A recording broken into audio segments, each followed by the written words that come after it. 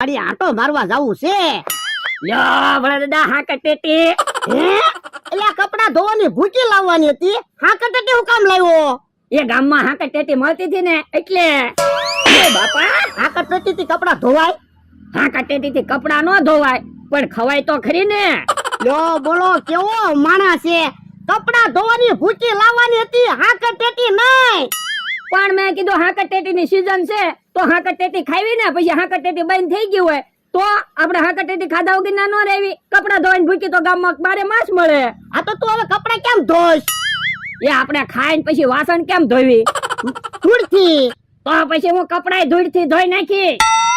બાપા એટલે તું કપડા ધૂળથી ધોવે તો વધારે મેલા ન થાય. એ હવે બહુ તાણ નો બોલતા, મને હવે મગજમાં વાગે. તને હું મગજમાં વાગે? તું મારું મગજ ફેરવી નાખી.